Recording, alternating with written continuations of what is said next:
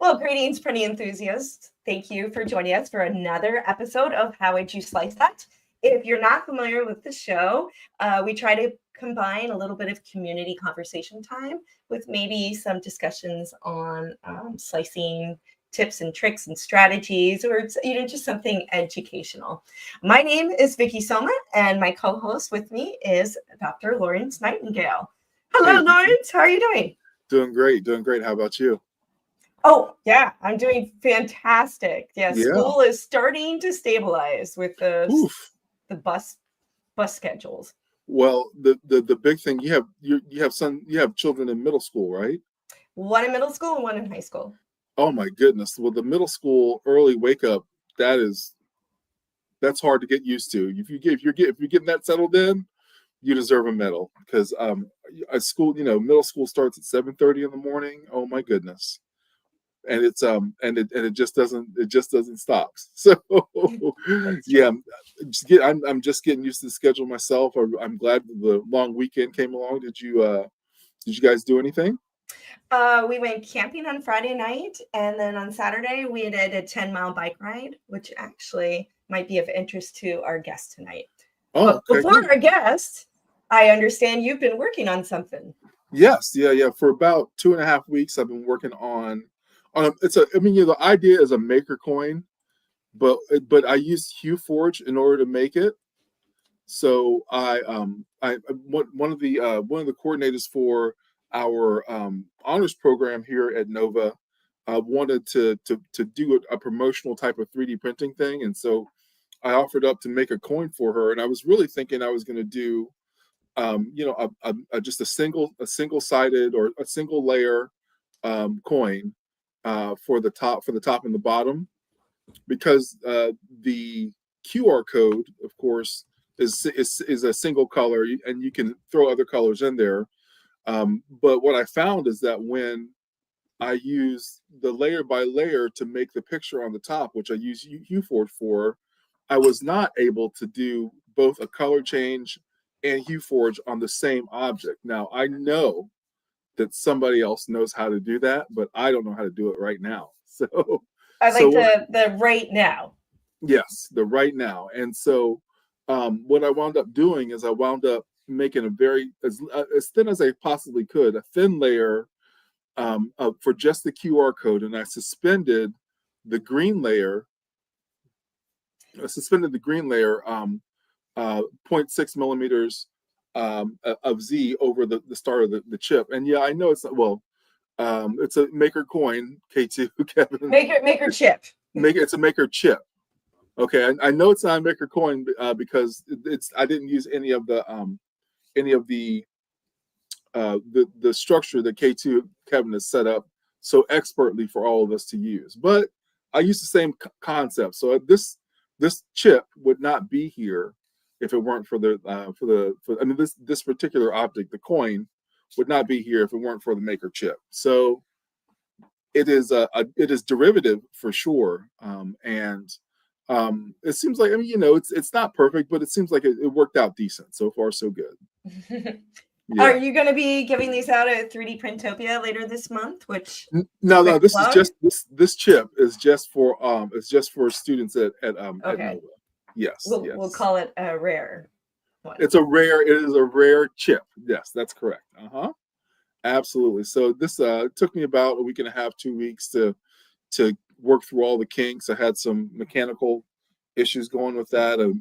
I don't know if anybody's ever had a problem with temperature sensors on their Bamboo Lab printers, but I certainly did. It seems like what wound up happening is I had to get another fan. I had to get a fan from Bamboo, plug it in, and it seems like that solved the problem. The connections with the fan and the hot end, they shake around a little bit too much after you change them in and out a few times. The connections get bad, and I had a really hard time all summer. I was down because I couldn't chase it down. So yes, So I have brought a chip into the world it is rare and hopefully collectible. So and of course I got into mass production. I got about 60 of them.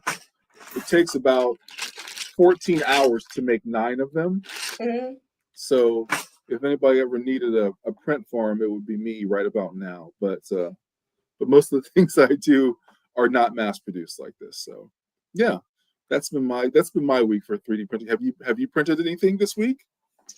Yeah, I don't want to take up too much time. So we've been talking about how I want to try to combine 3D printing with crochet Yes. for my sister-in-law's wedding, which I have until July 2026 for that. Okay. So I have an interim goal where I'm trying to make something for 3D Printopia. Uh-huh. Oh, I did not download it. Oh no. Oh, here it is. So I am printing, and apologies to Liz, who's in the chat, but I am printing benchy beads and Wow. trying to crochet it together into a top. There might be Whoa. some mad make it and fake it action as we get closer and closer to 3D Printopia time, because I've actually never crocheted a garment for myself. I'm always blankets and that kind of thing. So Right. right now I'm at 254 beads, and that's Wow. my introduction to TPU, which is Cookie Cat TPU. Oh, okay. Beautiful. Beautiful. Wow, that is impressive. That's impressive. We'll see if it remains beautiful and impressive. But right now it has all the potential. Yes, it does. Yes, it does. I'm excited to see how it turns out. Good stuff. Well, tell me about who we have as our guest tonight. All right. So for those of you who don't know my day job, I'm a software developer. So I'm particularly excited about this one. Tonight's guest has worked various IT positions and has experience as a software consultant. I've found him to be very generous, both with his time and his knowledge. And now the 3D printing community is benefiting from his skill set. He's launched Printventory, a free software to manage, tag, and search your 3D models and projects, because it could be adapted for crochet and knitting. He is also behind LayeredLove.org, which hopefully we'll hear more about as we get closer to the holidays. But it's aimed at connecting makers with organizations and charities that need their help. And most recently, and more probably timely, is he's worked on the MakerChip app, where you can catalog and tag and document and strategize your editions of your MakerChip collection. Of course, 3D Printopia is coming up later this month on September 27th and 28th, and in Bel Air, Maryland. Yeah. And there's going to be another MakerChip Mania sponsored by Polymaker. So I think this particular site is going to get a lot of use in the coming weeks. And then if all of that isn't enough, he is a Hedamame, which is those 3D printed headphones. He's a Hedamame collaborator. And he's also 3D printed TPU upside down on a positron, which is through a Bowden extruder. So tonight we're going to talk with TechJeeper. Hello. Hi. Hello. Hey, TechJeeper. How's it going? Good. Good. Thank you for the intro. That was like everything that I've ever done. So I don't know what else I'm going to talk about. Oh, no. I had to cut a lot of things. For example, like he was he's a HueForge master that I still struggle with. And I was just visiting a shop, a custom product shop last Thursday, and on the wall was a HueForge Oreo, which was designed by our guest tonight. So yeah, there's a lot of other little things that could have made the cut. Yeah, I love that Oreo design still, and it was so simple because it was one of my first ones that I started working with, and it's black and white filament, but yet it shows so much color and depth that it was really fun to do. So it's fun to see that. A way to ease into HueForge too. Like I've had more success with black and white than the colors. Oh goodness, yeah. Wow. Well, yes, the colors, mixing the colors and getting the colors just right is really, really more of a challenge than I was anticipating. And then of course translating it, to once it's completed to really get the colors exactly where you want. Yeah. There's a lot of work that goes into that, and my goodness. So, but tell us about this HueForge Oreo. Am I to understand that the white and the black are really thin layer? Is that Yeah, right? yeah. So that's just two colors. That's I think it's a matte black, and then the white is actually cookies and cream, which seems fitting for that particular make that I did. But you could use any white, and yeah, it's just super thin layers. If you look at it at the side, it's like the size, like the thickness of a credit card. Is that but right? When you're holding it like that, it looks 3D. It looks huge. So it's fun. Yeah. Oh my gosh! Wow, that is great. Well, yes, thank you for bringing that into the world for sure. Yeah, I did a few different like optical illusion type designs like that. That was kind of the fun that I had when I first started learning HueForge, doing like Rubik's cubes and things like that. That if you're looking at it on a table, it looks like it's 3D, but you walk up to it and you realize that it's just a super thin layer. So, wow, man, I wish we could have gotten you as a guest when I started this project. I probably would have saved myself a lot. I am still trying to figure that software out.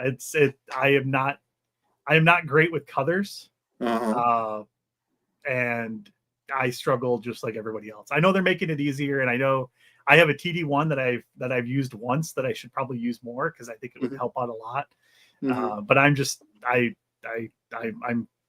lazy for the most part. It's just I want to throw the colors in and I want it to work. So, oh my goodness. Well, I mean, you're not lazy. You're just an efficiency expert. That's all it is. It's all it is. It's okay. Yeah. So for the HueForge Oreo, what machine did you print that on? I think that was my Bamboo probably. Okay. Yeah. All right. Wow. One of the X1Cs, I believe, more than likely. I've done the HueForge, so I have a couple of non-multicolored printers, and I've done some HueForges on that because you don't need MMUs. That's the other nice thing is you can do color swaps. So with the time, I've done HueForge on my positron even, which is it takes a little bit time consuming to swap out the colors, but as long as you can put that pause in there and you can do as many color swaps as you want. So that's the other fun thing about it. Yeah, that's one thing I definitely picked up on when I was exploring it as well. Wow, it's great. That's great. And so as a developer, I mean, a developer and programmer. Tell us a little bit about how you kind of use your skills to bring these ideas into the world and create these wonderful sites. So I'm not a developer. I dabble in it for fun. I was the kind of kid that took web design in high school and college, and host a few websites for friends and stuff like that. But I've went down the path in my career where I was going to become a developer and become an application designer and things like that. And doing it for a living takes some of the fun away from it. So I'm close enough to it now in my day job that I still get to have some influence into what gets built, but I don't actually have to do any of the coding. But I will say that a lot of the projects and a lot of the things that I'm working on nowadays, the use of AI, so AI assisted coding and vibe coding and things like that is game changing for anybody that has a vision is really what you need.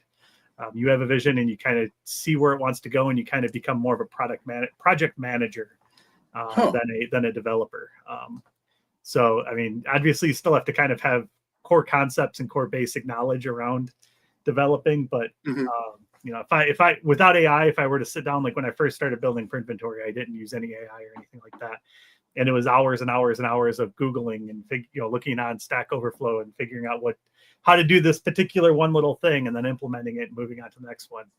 So being able to displace that with just being able to ask AI, how do I do this, and having it guide you through it is just more efficient, more time efficient by far. Wow. But I mean, I've always, I have tons of ideas. I'm weird. Part of my personality is I have all of these ideas floating around, and I jot them down and get to them when I can, or I just let them sit and they don't end up going anywhere. Natural my web server my web server has 100 different folders of projects that I didn't go anywhere with. So I mean, being able to bring that to the community, the story behind the kind of the first major one that I pushed out there was Printventory. I woke up one morning and I realized I know that file that I was looking for was on my computer. I was looking for it the night before. I had the opportunity to donate some toys to a children's hospital, and I wanted to print some Fix 'em Dude trucks.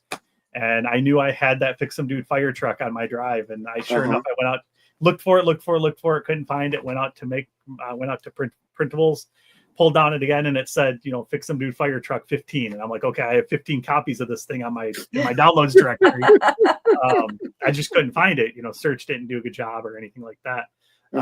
So I started thinking, is there anything out there? I found a couple of projects that had seemed like they were abandoned. Obviously most operating systems now will kind of give you a preview of what the files look like and things like that. But the very first iteration of this was just kind of a thing that would scan and give me a list of the files that were in my directory. Didn't have visualizations. It didn't have any of the tagging. It was just personal use. And then when I started talking to people, they're like, oh, can I get a copy of that? That sounds pretty cool. So I realized there was a need. So I started putting more time into it. Again, it's free. I don't ever plan on charging anything for it. Mostly because if I start charging for it, then it becomes an obligation. And again, it becomes more of a job. And it takes all the fun out of it. What you're saying, that so the obligation takes the fun out of the programming. Yeah. So being able to, push that out there, see people that have appreciated the work, appreciated the effort, contributed. I mean, it wasn't just me. I've got a whole team of testers that I bug all the time, trying to find and fix things on Discord. And now it's open source. So my ultimate goal would be people hopefully contributing to it. I've had people reach out and say, hey, I want to make a Linux build for it and things like that. So now that it's out there on GitHub as open source, I'm hoping more people pick up and start kind of contributing to the project and keeping it alive. I've seen a couple of other solutions that have either been on the market or have came to market and normally have some sort of cost or subscription associated with it because they have, they have cloud hosting and things like that they have to cover the cost on. This runs locally on your system, so there's none of that overhead or anything like that. So wow. It was fun. I spent a lot of time, a lot of nights sitting up, debugging, trying to figure stuff out. Again, that's when I started kind of leaning more on AI, especially for the debugging stuff when I first started getting into it, because there were some things that I'd drive myself up the wall trying to figure out why it was doing that, and on it, just ask AI, and it would pinpoint exactly in the code where I needed to make the changes. Wow! So that was a huge help of kind of accelerating the development process. That would have been a lot slower, and then as I've went on to some of the other projects that I've been working on, leaning more and more into the AI assisted coding, which I've been also using at work for scripts and things like that. So it's been easy. If you haven't sat down and asked ChatGPT or Gemini to create you a basic website just to see what it can do, I highly recommend it, because you'll be blown away at what the results can be with one shot. And wow. And as a side effect, you're getting really, really good at identifying AI websites, right? Yeah. They all look the same. I mean, LayeredLove is guilty of it. So if we show that on the screen, you'll end up seeing that it's that purple and that dark gray. Normally, if you see that with kind of the rainbow effect, that's like, I don't know if it's Gemini or if it's Claude or whatever, but they'll all kind of have that look to it. So it's kind of funny as you'll see a lot of projects come out, but you can obviously tell it, hey, I don't want you to use the default scheme. But this one was, this website's been up a few months. So this is another one of the projects. I for the past few years, I've contributed to the Toys for Tots that IC3D does. And we started talking about in one of the other community streams, we were talking about, okay, there should be some sort of way of connecting organizations to connecting makers to organizations. Like I mentioned earlier, I work with a children's hospital where we donate toys. I did that through a work effort where we were doing donations to them and said, hey, would you accept 3D printed items? And they came back and said, absolutely, the kids would love that. So those types of opportunities are things that, there wasn't really a place to share, hey, this organization is open to taking, these types of items. So I put together this website, which is LayeredLove. This one's kind of one that hasn't quite taken off yet. It's kind of still at ground level, but the concept is for makers like myself or like anybody else in the community to be an ambassador and establish that relationship with those organizations that need or that have a 3D printing need or might not realize they have a 3D printing need. Like the Children's Hospital, for example, I don't think they realized that they could, have people send them 3D printed toys versus having to, go out there and buy Hot Wheels and send them over to the kids. So the idea behind this is, again, the makers become an ambassador. You can reach out to organizations or you can, onboard an existing organization that you already work with. And then the other half of it is the designers can go up there and put their blessing that you can use my models for non-monetary donation purposes. So if you go up to like the model section at the top, there's a whole list of designers that have said, hey, you can use these models for donations, which, beautiful. I mean, I've never had a designer say, no, you can't use it, but it's still a lot better to ask for permissions. It kind of gives the model designer some spotlight. We do some tracking around what models get donated and things like that. But it's a really good way of being able to say, okay, I'm working with this children's hospital. I can send them the site and say, do any of the things on here look like might be, something that your kids would be interested in?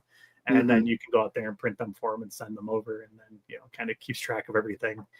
So that's kind of the other half of it. So again, connecting the designers with the makers, with the organizations is kind of the core component or the core idea behind this one. The one thing that I did add to it, because it's always kind of, how do I approach the organization? How do I breach that topic? So there's a whole guide around best practices of reaching out to organizations. Great. There's a tool built in where as a maker, you can come in here, you can put in the contact information for the organization that you want to reach out to. It'll actually use AI to go out there and investigate that organization, pull back information, and it'll actually compose an email for you that you can then go and either edit, which I would recommend you read it through and kind of edit it. But it uses all of those best practices. It then edits, it creates a professional email that gets sent from the LayeredLove platform. So that way it looks professional. You don't have to worry about giving them your private email and things like that. And again, it just helps you reach out to those organizations. And then hopefully they say, yes, we have a need. And then you can start working with them, onboard them, and then we can get people from all over the world or local. I mean, that's the other interesting concept behind it too, is on the main page, there's kind of a map of organizations. Right now, there's only, I think, one. But the idea is if you want to find a local organization to contribute to, you could come in here and you could find a local organization that you could work with. I think it's probably the test one. It's in Lansing, Michigan, where you're from, right? Yep. So that's kind of the hopes behind it. Again, I haven't done probably enough footwork behind it. I need to, now that kind of summer's winding down and getting a little bit more time here coming into the fall. Yeah, if you have any organizations or if anybody has an organization that they work with today, feel free to check out the website, add them as an organization, and start getting contributors from all over the world. Probably, I would imagine everybody seems to have idle printers that they're just itching to make stuff on and help the community. So, wow, thank you for making that happen. That's beautiful. To be able to find a local organization, I think that's the biggest thing. And also, you're absolutely right. When somebody designs something and they know that it's going to help people who, not only just to spread the technology, but also to help people kind of see that that there are resources around them that can, support their organizations and help them reach their mission. So that's great. Yeah, and right now the list is mostly fidgets and toys and stuff like that. But I mean, there's different categories for mobility aids and things like that. Eventually I'd love to see being able to go on there and find a mobility aid or controller, adaptive controller setup or something like that that organizations could leverage as well. So it's nice to have a catalog for people to look at that would be interested in getting those 3D printed items versus just say, here's things, figure out what you want. So it's kind of a curated list that we know is going to be safe for the kids. The designer already kind of gave their okay to use it. And then, it's all classified, it's all categorized. And again, there's some metrics that are tracked behind it. So at the end of the day, we can say, 100 of these models were donated to this organization, just kind of for fun, because I like statistics and I like seeing that things are being done. So measuring the impact. So that's great. That is great. Wow. And so, I noticed that on the LayeredLove website, there are multicolored prints that are there. So you know what? I hope I'm saying this right, but so that means that it's SVGs that are available on that. Yeah, I mean the link. I don't, and it's like this for all of my projects, Printventory, everything. I don't want to host models. It's a link to the model designers, Maker World things, because then they still get the credit for the downloads. Hopefully whoever downloads it goes and rates it, and they get the points and everything. Downloading and hosting models, you get into a whole. I don't want to be like a source for people sharing stolen files and all that stuff. Oh my goodness! Yeah, you already have 15 copies of one file already, and that's just you. So it's when you look at it, it's a link to the model's preferred designer site. So great. All we ask is that it's a free model. Don't put it behind a paywall. Right. Or if you do put it behind a paywall, offer to give it to somebody if they reach out to you or something like that. Yes. Yeah. I think that's reasonable. I think that's super reasonable, especially if somebody is selling them but they really want to also contribute to a charitable organization. So that's a great idea. And closely related to that question about SVGs, the SVGs for the Printventory, I only picked up on STLs. Yeah, it supports STLs and 3MFs, and I have in beta testing right now zip archives. Okay. So it'll render, it'll let you catalog the STLs and 3MF files. Okay. And then if you have zip files, now it'll look inside of it, so you can, because a lot of model sites now, they have you just download a zip file. Yes, and in there will be like 5 different models. Right. So that was probably the number one request that we had when we went version 1 was zip support. We plan on expanding it to other model types like object, and I've had asked for G code and things like that. The challenge with some of those is the ability to render the thumbnail. So there's not really libraries out there that are lightweight that can render an object file in a browser. Yes.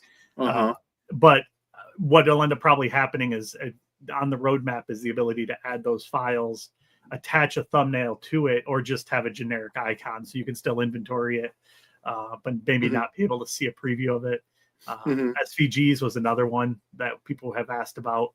And those SVG would be easy to render, as long as there's, obviously you're not going to maybe necessarily open an SVG file in a slicer directly. It's going to be importing it in, but right. So yeah, there's plans on expanding. The first thing was STLs. Yes. That went to 3MFs, which posed an interesting problem in that STL or 3MF files are different from a Bamboo standard and the 3MF standard. Yeah. But if you ever want to have fun, whenever I talk about this on any of the shows, or if I'm talking about it to people at like Murph and things like that, I always tell somebody, if you want to have fun, rename a 3MF file a zip and look what's inside of it. There's rendered pictures of all of the files, all of the different beds, everything normally within a 3MF file. It's just a giant zip file with all of the information in it.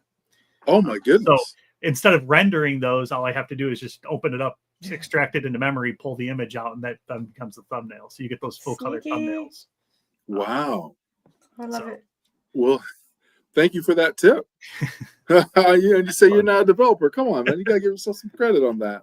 Yeah, it was a lot of fun. Like I said, I love trying to solve challenges, and that was one of them. And I think it was somebody in the community or saw it on Twitter or something like that. Somebody was like, 3MF files are just zip files. And I'm like, wait a minute, what are they really? And sure enough, yeah, if you just open them up, there's a bunch of metadata inside of them and profile information and all of the different things that kind of make sense when you think about what they are. But for them to just use a standard, zip formatting is kind of interesting. So. Oh, yeah. I mean, you have to get your brand out there, so that they'll rename it so that they can get a little bit more cachet. But yeah, simple, just a simple zip file. That is wonderful. Wow. And so so now now that you also got LayeredLove.org, and then also the Printventory, and you're expanding on that. What other are you working on any printing projects right now? And well, tell us about how you are king of TPU and how you got to that. I point. wouldn't say king of TPU. It's funny. What? When Vicky mentioned that, I didn't really think anything about it. But I mean, so I've been printing for, I think we talked about this at the pre-show. I've been printing for a little bit over 10 years now, just as a hobby. I've dabbled at shows. I've done a couple of things for commercial, but generally it's just for hobby. I like making stuff. I like sharing what I've made with people. I like doing functional prints for fixing things around the house. My wife is probably sick of me saying, "Hey, I could print that," instead of buying a $2 part at the hardware store. But TPU is something that I don't really do a whole lot with. But really, my TPU workhorse is my positron, surprisingly, which is one of the printers that print upside down. And it's like, I think Vicky said, it's a Bowden setup, but it sits on my desk. It's torn down right now. I haven't put it back up since Murph, but normally it sits on my desk next to my monitor, and I just sit there and print fun stuff. That's one of the little gummy Sour Patch Kids. Oh yeah, I do those, and I do like the Karen Chow ducks and things like that on them. Just wonderful. Oh, Karen Chow is in the chat, actually. Yes, she is. Yeah, it was, but I run that. So probably part of the success for it is that I also run. You can't see it behind it, but I run the TPU out of a dry box into the positron. So TPU is something that you really have to keep dry. But yeah, it was fun. I was actually printing part of the day at Murph. I was printing TPU without a heated bed because my bed heater messed up when I pulled it out of the box, on the positron with nanopolymer on the bed, in the climate of Murph, which was 100 degrees and 200% humidity. So that was kind of like a swamp, I think, right? So, oh my goodness, yeah, there's some people who use no bed adhesive, but I definitely use bed adhesive, and just not just for situations like that, but bed adhesive does so many things for us though that. And it excludes the possibility that if you don't have a heat bed, you can still pull something off, especially something as special as using TPU in that kind of environment. Yeah, I was a holdout because I had been through the pain of back in the day when you had to use glue sticks, you had to use hairspray, you had to use glue painter's tape to get anything to print. Yes, once the heated beds and the bed technology got better with some of the printers with the surfaces, with the different surfaces and the glass beds and things like that that were heated, I tried to avoid any type of bed adhesive for a while, but I would say probably for the last year, every print that I do, I use the Vision Miner nanopolymer. Yeah, and you put it on and it lasts dozens of prints unless you mess it up, and you just sprint some rubbing alcohol on it. It's kind of just insurance at that point. But yeah, I mean, you don't really need it with most beds. It's just, again, kind of, especially with like the texture T or PEI sheets and stuff like that. It's just kind of insurance if you're going to spend hours on a print, you might as well throw some stuff down to make sure it's not going to come off. Or in the case of like the positron with the glass bed and the TPU, it acts more of a release agent than anything. So it doesn't stick to the bed too well. Oh, yes, I've heard about that. Yeah, you kind of get an interface layer between there, so you don't end up leaving residue on your bed, or if you rip a chunk of the glass plate off or anything like that. So, have you gotten into the white TPU? Gotten white TPU yet? No. I have like 4 rolls of Matter Hacker TPU, and that's like the only TPU I have. I've had it for a while, and I just keep printing with it until it runs out. I do want to try some of the new CookieCAD TPU because I like CookieCAD's probably, as far as aesthetics, CookieCAD is second to none. Yeah. And I've been wanting to pick up some of their TPU because it looks really, really good. They're my first introduction to TPU, and it's been going smoothly. So I will say that part of why I don't print with it much is because most of my printers that I have running nonstop are bamboos, and TPU just doesn't work well with the AMS, and I'm too lazy to swap it over to run single with TPU. Again, I run it on the positron, and I have a Soval SV0 that I've done a couple of TPU prints on. And I've done some bigger TPU prints on. I have a Snapmaker Artisan too, which is really big. I've had 2 failed attempts to make shoes on that. I want to do the TPU sandals that you see everybody printing. Yes. But I have giant feet, so they're like really big. So I have the same problem. Same problem. Yeah. So it's the Artisan is, I think, a 400 by 400 bed, so it's big enough, but it's a really intense print. It's a long print. So yeah. I do have high hopes, because I did back the Snapmaker U1, which is a tool changer. And that can do mixed TPU and TPU and PLA and stuff like that. So I'm really excited to start doing more of the mixed material prints. And I think with that printer's popularity and the fact that we have like the Wonder Maker and some of the other tool changers coming out, I think more and more designers are going to start incorporating the TPU with the PLA and the more traditional materials. So you backed the Snapmaker? Yeah. Okay. I've been wanting to do a tool changer for a while. I actually bought the Soval Zero because I plan on doing the Index, which is the Bondtech setup on that, which is the little tool changer. But that's a tiny printer, so it's going to be a little tiny tool changer printer, just kind of for novelty to have to take to shows and stuff like that. But the Snapmaker, again, I have the Artisan, which is the 3-in-1 that has the CNC and the laser and all of the bells and whistles to it. And that's been really good to me.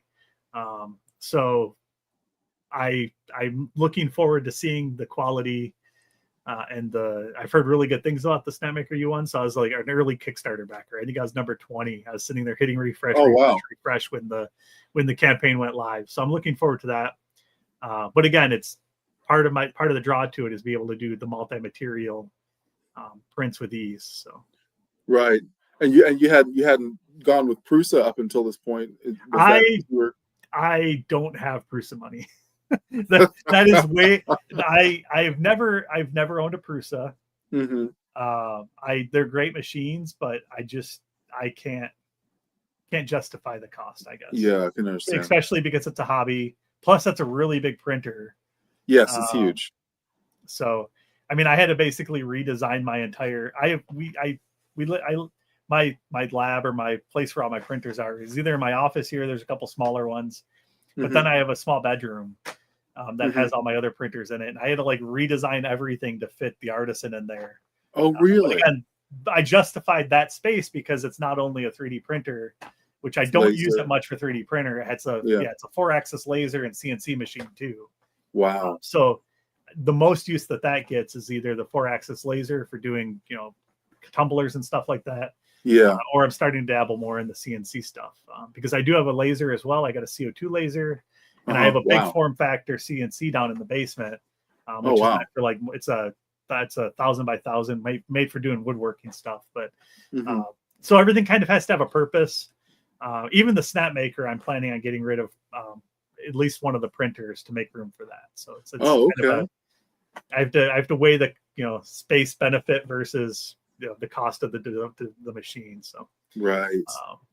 And then someone in your household does crochet and knitting, right? Yeah. So this is a whole big creativity mecca. Yeah, it's a great balance in the relationship because my wife is huge into fiber arts. So I have my office with my workspace. We have our little maker office, which also has it's our library too for all of her crochet and knitting books and all the other books that she has. Yeah. And then in her office, she has all of her yarn storage, and she has half of her office is taken up by a long arm quilting machine that's all computerized. So if I have to buy filament, it's no different than her going out and buying yarn. So wow. I got my rep racks full of filament. She has boxes full of yarn. So you all you're a maker family. Yeah, gifts are usually handmade from us. So it's fun. That's awesome. That was awesome. And I love the idea of incorporating knitting with the 3D printing. Yes. I think the furthest I've gone for that is creating yarn bowls and things like that. I've done a bunch of different yarn bowls or containers or sorting, containers for crochet hooks and things like that. Mm-hmm. I thought you did something with socks. The sock machine. I completely forgot about that. So I did do that was probably one of the most intense projects that I've done, was the fully 3D printed circular sock knitting machine. I guess it's not fully 3D printed, but there's these sock knitting machines that you can buy that are all made out of machine metal, but they're like many, many, many thousands of dollars, and they're from some like Swiss company, and they're hard to get your hands on and they're hard to maintain. Well, there's somebody out there, I think Cults 3D, you can buy the pattern or buy the files to do a circular, not a 3D printed version of that. The instructions were very difficult to decipher. We worked through it. We worked through it and we actually got it working. So that's actually not from the sock machine. That's from our latest project, which is a computerized flatbed knitting machine. So the platform was originally a 1978 Brothers knitting machine, which you just kind of back and forth, back and forth, back and forth. But we found out on Hackaday a couple of years ago, a project called eKnitter, which somebody took those and they created a custom board for them that replaces the punch card system with a fully computerized system that you can drop in. And then it has Bluetooth and Wi-Fi, and you can send the pattern right to it. So you can do infinite patterns with it. Wow. So we just finished that 2 weeks ago. And that was her first work from that. But that was fun, restoring that, tearing it down, cleaning it up, tearing the guts out, putting the new boards in and things like that. Yeah, that would be That's impressive.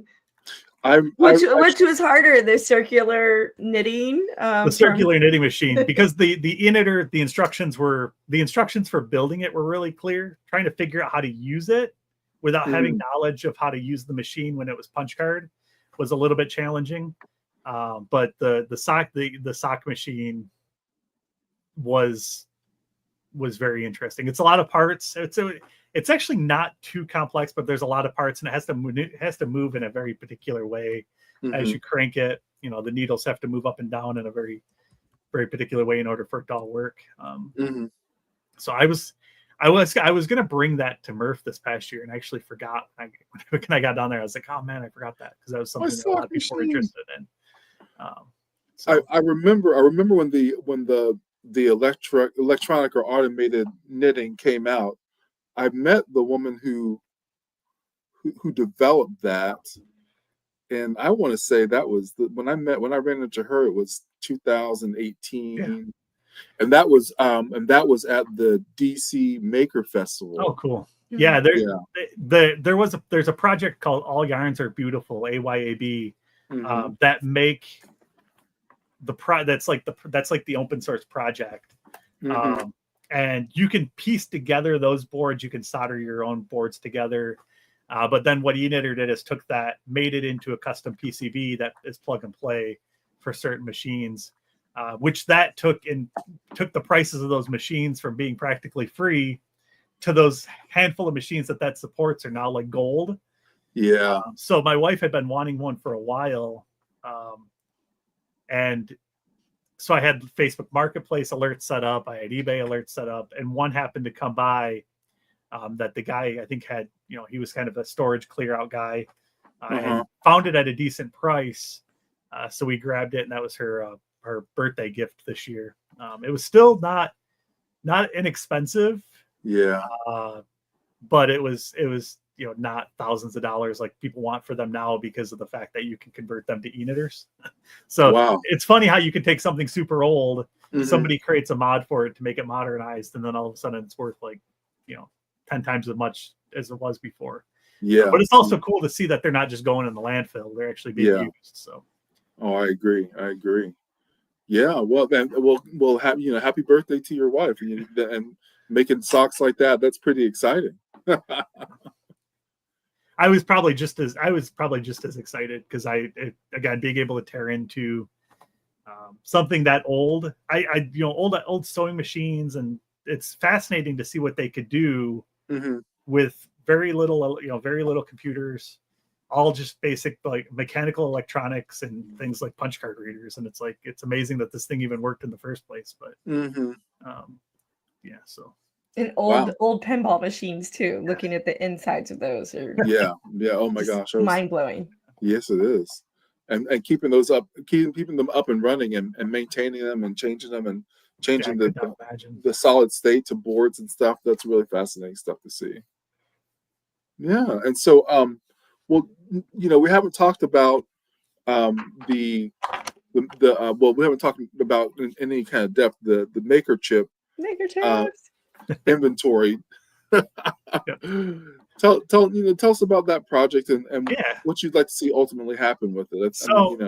So for those that aren't familiar, I think most people are, but the MakerChips are the little poker chips that are kind of now standardized across the event spaces. Hold it up again. I put you in solo layout. There you go. It follows the same standard as a poker chip, so the size of a poker chip. I've been going to like Midwest Rep Fest for quite a few years, and always came back with boxes of different, swag that people printed out. We call them maker coins back then. And then last year, I think it kind of kicked off where K2 Kevin was kind of the brainchild behind it. Wanted something that was more standard that you could easily collect. You could, put into, holders. You could display it on your wall. You could, not have to worry about carrying a bag around that had all of these random shaped items in it. So that really took off. I mean, if you look at all the different events that have happened, the Japan Rep Festival, those people took it to the whole nother level. But I was always going out to Twitter and going out to MakerWorld and stuff like that and looking at people's designs. I have a follow for the hashtag MakerChips tab on X. I love seeing what people do with them. You can fit a lot of creativity in such a small package. Yes. So I always kind of wanted to put together some place where we could show these off. I've done a couple of different mock-ups of different different applications that I kind of wanted to put together. Some were more focused on locations, so you could see MakerChips from around the world and stuff like that. But a few, it's only been a couple. Was it last month, maybe a month and a half ago? I finally sat down and kind of put together a mock-up of what the MakerChip.app kind of ended up becoming. Ran it by K2 Kevin. Him and I worked together many nights, kind of just, he would give feedback. We would go and implement it. We had a couple of people that were testing it, putting it through the ringers, figuring out bugs, figuring out suggestions. And now we have a very comprehensive catalog of all the different MakerChips. So MakerChip.app was launched, I think officially, like I said, maybe a month ago or whatever. But it allows people to go out there and add their MakerChips and be able to go out there and check out what people have created. So if you're trying to figure out what should I make my MakerChip look like, many nights, early mornings. Early mornings, yeah. Yeah. So I mean, it was fun. It was kind of going back and forth, leveraging AI to help accelerate the programming to kind of make realities come to life. I can share my screen if you want. I was getting ready to ask if you're up for a tour. Yeah. So there's a couple of things that I would not have been able to ever figure out how to do without the help of AI. And I'll completely be honest with that. So I think it should be, there we go. So this is the MakerChip.app. The MakerChip catalog is kind of what it was called initially. We grabbed the MakerChip.app domain. The cool thing is you can actually save it, as a app on your desktop on most operating systems now. So it really truly becomes almost like an app. But being able to come in here, explore different MakerChips that people have added, be able to come in here and inventory your collection. So, if I went through and added all the MakerChips that I've got at different shows, so I can kind of see where there might be gaps, but I can also see, kind of a visual representation of what I have versus the couple of different displays that I have created. Find events. So we talked about, being able to click here and see, 3D Printopia is going to have the MakerChip table, and they're going to have the MakerChip Mania going on. So if you have events that you want to see in your area where you might be able to find them, or that you're going to be having an event and you're going to have a limited edition MakerChip or something like that, you can come in here and we can add that to the list. Wow. But if you come here, scroll back up, we can see, you know, it really is just kind of a catalog of the different chips and seeing all the different cool designs that people have made. And you can search them. You can, you know, sort them by different system or different, you know, if I want to see the newest or most collected or most liked and things like that. Just like any social media, you can come in here and like them. You can add them to your collection. So if you have a physical copy of it, you can add it. If you have, you can see the back of the chip or the front of the chip. I think that one just has one. And then you can also have different variants. So if you have, you know, if this is K2's main chip, but he also has some different variances that you want to check out, and you can go in there and check those out too. You can share them. You can see the website. So if you have a link on MakerWorld like that, and you want to download this chip, you can click on that and you can download, go to the download site. You can download just the image. So I know people that have, you know, collected just the images of their Maker chips or people's Maker chips that they have in their collection for a number of different reasons. But you can come in here and get a nice clean image of that Maker chip if you want to. And then again, just, you know, sort your collection. So you can come over here and see, okay, these are the ones that I've collected. You know, I can sort by the newest, and I can kind of keep an idea of my collection. I can see which ones are missing. I can search my collection. And then underneath of my Maker chips. So the original concept was uploading your own Maker chip. But a lot of us have a whole collection of Maker chips and other people's Maker chips. Yeah. Or you've designed Maker chips for people and you want to add those. So you can add anybody's Maker chip into the tool. So if you have a collection of them, all we ask is that you make sure it's not a duplicate that already exists. But the cool thing is, so like I've added like this layer by layer one, and it actually says designed by layer by layer. And if he logs in, he can request ownership of this chip, and it'll transfer the ownership to his My Chip collection. So don't hesitate to come in here and add, you know, collect chips that you have in your collection. Take a nice clean picture of it. There's a pretty smooth process for onboarding the chips. You click it, it asks you to crop it, so you don't really have to worry about cropping it beforehand. And then it, you know, you can rotate it and get it the perfect orientation, and then you put in the information and you're good to go. So that's, I mean, obviously these aren't all my chips. These are ones that I've uploaded for people. And then as you go through, you can, again, I've had a number of people already request ownership of them as we've onboarded them. So it's not just uploading your own chips. You can start uploading your collection. We have admins that kind of keep an eye on making sure there's not, you know, duplicates, or we want to maintain some aesthetic to it too. So if you take a bad picture of it or it's not properly skewed, there's a feedback loop that kind of goes into place as well. So yeah, that's kind of the gist of it. The other thing that's cool about it is one of the other challenges that a lot of people face is, you know, they either don't have a website or they have multiple websites that they want to link their MakerChip QR code or NFC chip to. So what we also added is the ability to leverage your profile. So on here, you know, this is my, again, I think we call it a Maker link. Yeah, Maker link.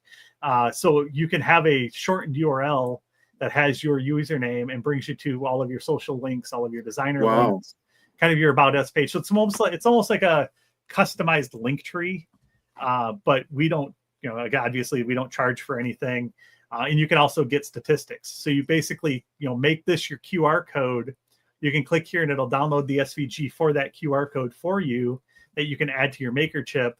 And then as people visit it, you can see all of your statistics based on, you know, how people have viewed it, when they viewed it, and things like that. So if you have an event and you're curious to see how many people scanned it during the event, you can click here and see that information. So that's awesome. Yeah. So just another feature that we kind of added to make it easier, because that was something that we had heard from people, you know, either linking it to their Twitch page or they want to link it to their Maker World. And if you look at your Maker World URL, it's huge, which turns into a complex QR code that's not easily scannable and things like that. So we tried to make that process a little bit more painless for people. So that's open to anybody that registers. You just, when you create your profile, there's a button that says create a maker link, and you put in what you want your username to say. And then after you do that, you'll have that shortened URL for people to come in here and leverage. So that is awesome. That's great. I mean, and you know, what I really, really like about that probably is the tracking. When you're a statistics guy, which is great. The tracking is next level. Yeah, before we had this, I always pointed it to a self-hosted version of basically what was the equivalent of a link tree that I had Google Analytics on. But even then, Google Analytics was kind of overkill. I didn't need to know a ton of information about people. I just wanted to know, hey, was it clicked? I didn't need to know the location and all that other stuff that Google Analytics does. So I wanted to keep something simple, and that's kind of where the statistics came into play here, where it's just tracking the basic. Somebody visited this link. It's super easy to track, and it's not super. I'm not going to go to use this for marketing or anything like that, but it is nice to know that your QR codes are getting hits and your people are checking out your page. So absolutely. Well, I'll have to learn more about that process. Yeah, I mean, the key behind it was keeping it easy. Again, being able to click here and it downloads that SVG that you can then import right into Bamboo Studio to add to your MakerChip or whatever. That was the other thing was when MakerChips first started becoming popular, I heard a lot of people that were using free QR code sites, and then they found out that they had a limited number of scans that could happen before people had to pay. So you were stuck either paying or having a dead link on your MakerChip during an event. Yes. And then people find, there are free ones out there. You can use Canva and stuff like that to create them. But there's some best practices to try to keep it as simple as possible. You want that URL to be as short as possible. Right. Some other things that K2 Kevin has found in his explorations around, sometimes if you make it uppercase, it's more simple and things like that. Because the more simple, the easier it is to print, the higher likelihood it will be that it'll be scannable. Right. Yeah. Every time. Yep. Yeah. Yeah. The complexity of the QR codes is something that I stumbled onto that made me a little uncomfortable for a couple of nights. So yes. Smaller QR codes are really, really next level. So yeah. Oh, man, well, thanks so much for this. And so the idea is that we're going to light this up for our 3D Printopia and get lots and lots of. I'd like to see a lot more chips in here. I'm not going to be there, but I'm going to definitely be hitting refresh because I'm excited to see everybody adding them, and I can't wait to see what people have added. So again, me not being there is another reason why I'm really excited to see this, because I can still check out what people are created, even though I won't have a chance of collecting them. So I'm really excited to see that. Hey, I do have one queued up if you want me to show the crop and rotation. Sure. Yeah, absolutely. Okay. Let me pull that up over here. Yeah, this is another thing that we tried to make as easy as possible because we wanted consistency. Because again, if you have a bunch of random pictures that are different angles and things like that, yes, it doesn't look as nice. And I think K2 Kevin is a stickler for aesthetics, and you can see that in a lot of his designs. And so we spent a lot of time making sure that everything was consistent and everything looked good. So yeah, hold on here. So this is the page for adding a new MakerChip. Lawrence, what would you call your chip? Woodbridge Honors. Honors designer, yeah. Dr. Lawrence Nightingale. Yay! Not a variant. Oops. There you go. You can see I had already entered one from you. So you combine HueForge. I love the HueForge design on that too. I really want to. That's what I want to see more of. I've seen a couple of the HueForge chips, but that definitely makes it really, really cool. You can put in a bunch of tags too again. So we'll just say it was August. The first one got cranked out. What's today's first one got cranked out. You want to be September? No. Go for August 26th. Bam. Go. Okay, so this is my absolute favorite part, I think, is you upload your image and it's here, and then you click on this crop image, and this works so well. They have a little circle. This was at an angle, so maybe this isn't the best example, but we can grow the circle and kind of move it to where we want it to be to kind of encapsulate your thing, right? Now, Yeah. yours is a little bit at an angle. It is. So you can also do over here like a little rotation. So you can rotate it. So you can do all this kind of graphics editing right here Wow. in the interface. That It is is awesome. insanely cool. Yes, it is. You crop image. There you go. Beautiful. And then you can come Wow. over here and Yay. upload your back and do the same thing. Wow. Thank you so much, TJ, for making this, and also thank you, Vicky, for uploading this. This is great. Do you think, is this good enough that it will get approved? Or do you think maybe? We need to do some more work. Yeah. Well, we'll see. I haven't had one get rejected yet. Well, that's the other thing too. Like we have a few admins behind the scene too that can also do some cropping. So if it's not perfect, as long as it's not too terrible and we can get it in the right shape and format, then normally it just gets approved and everything's good. This is an example. The math behind this whole cropping setup is so. I'm still trying to wrap my head around it, but it was like a breeze for AI to figure out how to do this. So wow. It would be like, I didn't think it was even going to be possible, but sure enough, you just tell it, hey, I want to make a crop tool. I have a circle item. I want to make it only crop the circle and make the background transparent and all of that stuff. And as you can see, there's keyboard shortcuts on the tool. So if you want to, hit the arrow keys to make your circle exactly centered and things like that, you can do all of that and zoom in and zoom out on the circle. And wow, it's kind of crazy. Again, we were trying to make it as easy as possible. So, and super smooth too. All right. My goodness. Oops. Did I move everybody? But I mean, there it's a there it goes. Oop. There we go. There we go. There we go. It's still, we're always open to suggestions. We're open to new ideas, better ways of using it, enhancements. I think the latest thing that we added is there's now a Twitter feed. So as new chips are added, if you want to follow, I guess it's not Twitter, it's X. You can follow MakerChip App on X, and we use AI to give it a fun little description about what the chip is, and it'll post the latest chips that get added. Working on possibly doing some games with the MakerChips. I've done a couple of test pilots around the Plinko and things like that. You can take the digital MakerChips and you can play some games with it.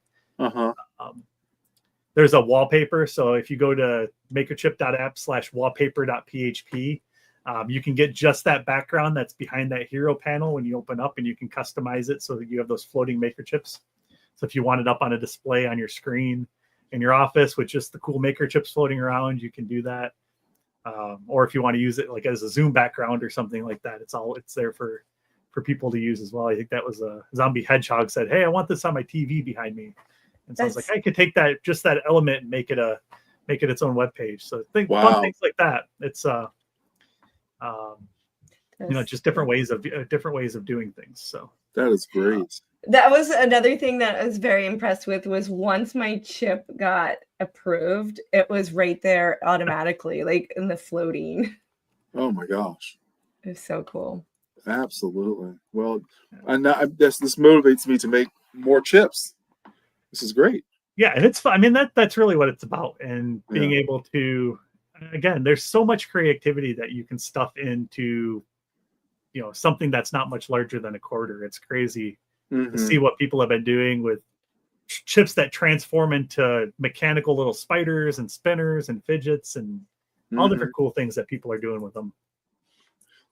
Yeah, I've been impressed by the designs too, especially the ones that use like negative space as part of their designs. I think those are probably the ones that impressed me the most, for sure.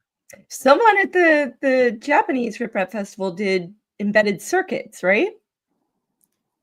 Yeah, well, the first one that I knew with electronics was Shenanigans 3D made a light up one, and he only made a couple of them. And I actually milled out the circuit boards for him on my big CNC machine. It was like I had a very small tip on a giant machine milling out a circuit board for a light up MakerChip. But I've seen a couple other ones that have since came out that use either inductive electricity, or I saw one today that somebody had put a circular LED in them. So I think we're going to start seeing more and more things incorporated in them. I know like Layer by Layer's done phone stands. Karen Chow, her husband, Spool Designs, had Whistle in his at Murph, which is really cool. Wow. So it's fun to see just everybody's creativity of what they can do. Huh. It's fantastic. It really is. Wow. And I think huge shout out again to K2 Kevin for kind of being the again, keeping everything on track, putting kind of standards around it, creating a lot of really good content on how to create them. I know him and Liz did a video on how to create the MakerChips. He does the MakerChip workshops on Polymaker Discord for people that need help. Yeah. Without any of that hand holding, I don't think it would have probably went anywhere. So.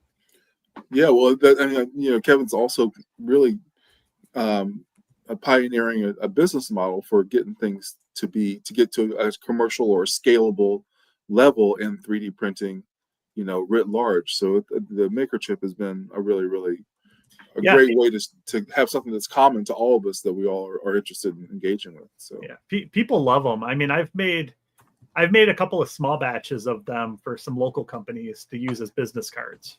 Oh, and the nice thing is everybody identifies it as a poker chip. They're surprised that it's 3D printed, but at the end of the day, they don't. It's a really unique way of using it as advertisement too.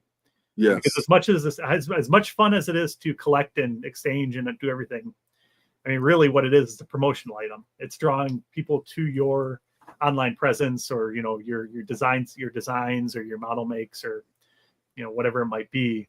So it really is a promotional item at the end of the day. So, absolutely. Well, great. Is there anything else that you've got in the world? Or do you have any other questions, Vicki? No, but I will highlight that his contribution to the MakerChip isn't just with software. You also make MakerChip accessories, so you can wear your. Yes. Please tell us about those. Yeah. Well, last year before Midwest Rep, so not this past year, but the year before Midwest Rep Festival, when the MakerChip thing was kicking off and kind of really taking off, I had created a badge holder, so a thing that you clip your MakerChip in and put it on your lanyard. So that's out on Maker World, and then I have a crock charm that you can snap in a MakerChip. So that's just fun. That was kind of a more just a troll thing because I wear Crocs quite often, so it was like it's out there. A keychain, so I've actually got one of those on my keychain, and it's not only nice to have it on your keychain, but also if somebody if I run into somebody and they're like, "Oh, you 3D print? What do you make? I always have one available that I can pop off and give to them. And then I think also out there, last year I made a launcher that you can put MakerChips in and actually put a rubber band and make it like a little blaster thing that can. Oh, that's cool. Launch the MakerChips just for fun. Again, just ways of doing it. I know there's a couple other designs out there now that that you can clip your MakerChip into and stuff like that. That's the cool thing about it being a consistent standardized form factor is all of the accessories that exist. So. Yeah, very much so. Wow. Yeah. Well, the Croc chip. That's my daughter has a couple pairs of Crocs, so we're gonna have to find ourselves making some for her. Yeah, we really had a good time with the MakerChips last year, so looking forward to it. And I hear it's going to be even bigger this year because a Polymaker is doing another MakerChip Mania at 3D Printopia. Absolutely. I saw some musings on Discord that you should prepare to have 500 to 1,000 chips. I'm not going to have that many, but no, that could be a rare. Yeah, no, I would like. So the only rep festival I've been to is Midwest because I can drive there. I was hoping to go to 3D Printopia this year, but I have some health stuff going on that I wasn't able to make travel plans. But I would love to get to one. I know I sent a huge box of Printventory ones out to give out at Rocky Mountain, and I guess they were all like gone on the first day. It's crazy how popular they are. So. And actually, you know what? It's really interesting that you mentioned the fact that the MakerChips are promotional items. I've actually made a genuine MakerChip, same size factor and everything, for work for one of our professional development organizations. I forgot all about that one. Yeah, I've done 2 different ones for work events using the MakerChip standard. The most recent one was an event that we do yearly in Vegas. So it played along with the whole poker chip scheme. It worked out perfectly. Yeah. So it is fun. I mean, it is, the possibilities are endless. It's a great way. And somebody's not going to throw that in the trash like they might just throw a business card if you hand it to them. Right. They're less 100%. likely to discard something that's physical and has some heft to it, and has some coolness effect to it. Most of mine I make on the holographic build plates, so they have the fun effects to them and things like that. That's awesome. Yeah, I mean, I haven't gotten to that level yet, but I may have to step up my game. I was just looking for a picture of it, but I wasn't able to pull one up. You did a HueForge one. That's stepping the level up pretty high. That's pretty cool. Yeah, that's pretty cool. So I think we're going to see a lot more of those. We're going to see probably a lot of people incorporating the UV make UV resin printers into them. So it'd be interesting to see what people come up with in the next couple of events. Absolutely, and I think more importantly is how we make them too. Like, when somebody tells me that I could have done this with a color change and a HueForge, that's going to be a game changer for me. Or maybe we have to say something Bamboo about their software, because although it's good, it's not doesn't happen to fulfill all the needs right this second. So yes, thank you so much. I'm I'm getting more and more fond of this coin, but sometimes when we do things, we're our own worst critic, So yeah, I think it shows HueForge neat too, which is nice, because these are a great way for somebody that doesn't know 3D printing or has never seen multicolored 3D printing. Showing them something like this again kind of blows their mind. Yes. And then, like I said, I incorporate things like the holographic build plates or fun filaments and things like that, and it just helps open up that discussion. So now you have a chip that you can then say, "Hey, this is HueForge. This is designed with a bunch of really thin layers," and it again kind of showcases the ability that these printers can do, which is just every day I wake up and I'm mind blown about what we can do with these things. So. It's a long way from 10 years ago when you were using when I was using resistors to power my hot ends. So yeah, it's really amazing. Okay, well, as usual, the time has flown by. Thank you so much, TechJeeper, or TJ, as Layer by Layer started calling you, right? Yes. Yes, and again, we've barely hit the surface with him because he's also wearing one of his own makes. We didn't get to that. The head of mommy in wood. Like there's a lot more that can be discussed here. If you want to catch up more on TechJeeper, he was on the Unspooled podcast in July 31st, I think was your episode. And I think you were also in Meet the Polymaker in the last year or so, right? Oh boy. So you can Google that and keep learning more and hearing more about him. Yeah, and reach out anytime if you want to, if you have ideas or if you have suggestions, or I'm usually floating around like every person's stream that you see out there. So that's true. Yeah, you'll probably be hearing from me. So yes, AI and how to use AI to get these things done is really, really crucial. Yeah, it's mind blowing. Like I've done a couple of vibe coding is kind of what they call it. I've done a couple of educational sessions for my teams at work, and it's just anything you can do to make your job easier, make your life easier. I kind of try to ignore the environmental impact of what all this AI stuff is doing, but the life, because of the power, it'll guaranteed it's going to change. It won't stay that way forever. That's just the way it looks right now. It'll change. Yeah, but I mean, if you're not using AI in your everyday life, then you're missing out on a lot of opportunities. So. Yeah, just recently I had to switch out some old FTP components with new components, and I wasn't looking forward to it. So I just went over to Microsoft Copilot, and it wrote flawless. It even Yep. flawless code. It worked perfect, and they even put in little comments and logging. Comments better than any developer would ever do. That's one of the things you can tell if you look at AI code. It's like, oh, it actually has clean, consistent commenting. This was not a human that did this.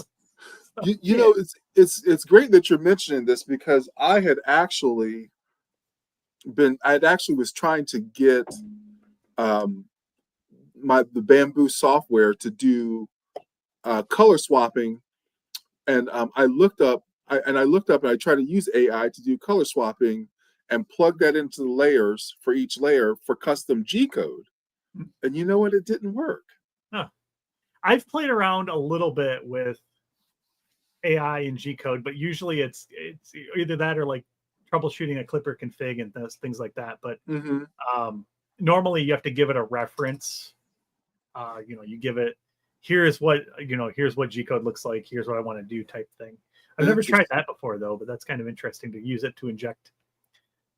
And again, there's different AIs are better at different things too. So there's ChatGPT, there's Copilot, there's ones that are specifically for programming like Claude, and Gemini has a model now that's specifically for coding.